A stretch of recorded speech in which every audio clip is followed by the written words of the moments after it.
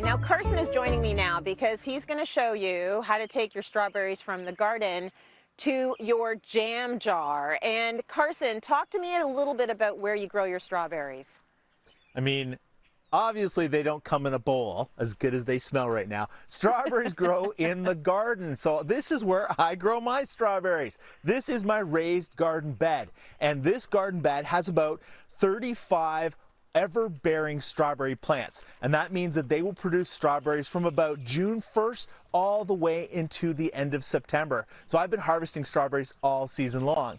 Now you're probably noticing amongst my plants I've got a lot of this stuff.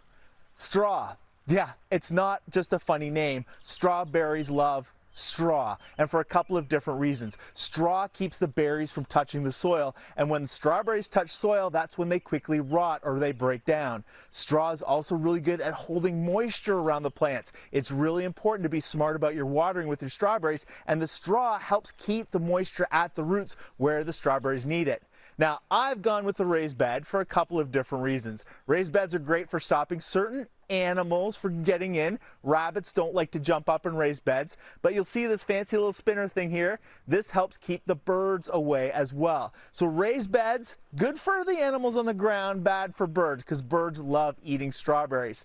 But if you're thinking about growing strawberries in your house and you don't have a big raised bed, another great option is containers. Containers like this are so easy. Strawberries love to grow in pots. You can do hanging containers, hanging from a porch so that they cascade down. You could put them in a flower pot just like this and take it away with you at the summer if you go maybe to a trailer or to a summer home. Or you can just keep them in this pot all season long on your deck and porch, right where they're easily accessible. You see, I did not know that. I did not think they would grow well in a container. So talk to me a little bit about that. Does watering your strawberry plants change based on the container cars? Yeah, absolutely, and I'm glad you mentioned that. When you have more soil around the roots, you water less often because more water is available. But in a little container, there's not as much soil here. You have to water consistently, and you don't want to overwater. Overwatered strawberries, while they get really big, they don't have as much flavor.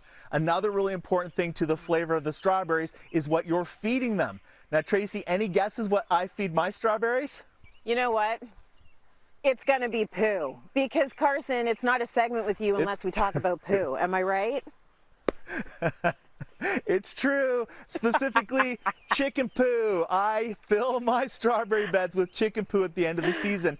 And the reason I go with chicken poo is it's organic. And organic fertilizers work better for plants that you're going to consume, specifically strawberries. Chicken poo, as weird as it sounds, adds more flavor to your strawberries. They taste better. And I can't tell you how amazing summer ripened strawberries, well fed, well watered, actually taste. Well, we know when you get strawberries and they're close to where you live, they taste incredibly different than anything that came from abroad. So chicken poo it is. Tell me a little bit about how long they're going to last once they're picked, Carson. Yeah, so strawberries on average in a bowl like this will last about 4 to 6 days approximately, depending on how fresh they are. If you want to extend that, you can spray them with a little bit of lemon water. I am a huge fan of picking lots of fresh strawberries and preserving them as well and freezing them in my freezer on sheet pans. And the reason you want to do that is because that way when you freeze them on the sheet pan, they're not going to freeze together in big clumps. And then once they're frozen, then you can put them in the bag. Very good idea there, and a great way for you to preserve them even longer, that really good fresh flavor. Okay, so I hear you have a very simple homemade jam recipe for us, Carson. Yeah, this is the easiest jam recipe I have ever come up with, and it works so well. So this is actually a freezer jam. What freezer jam is, the reason I love it so much is it doesn't have preservatives in it. Now this is what freezer jam looks like. It tends to be a little darker. My rooster agrees, he's all for the freezer jam. But I like to use 2 cups of fresh strawberries and 3 to 4 cups of sugar. And you're going to judge that based on how sweet your strawberries are when you harvest them. And then you're only going to put 2 tablespoons of lemon juice in. Now when you mash that all together, you're going to put it in your jar, leave some space at the top for expansion, and put this directly in the freezer.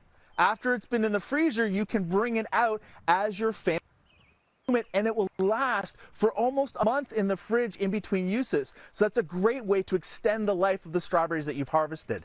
Thank you so much for giving us like all of this knowledge from being such an incredible farmer. The veggies, the fruits, you've got tips for days. So he's made us all strawberry specialists, which I love.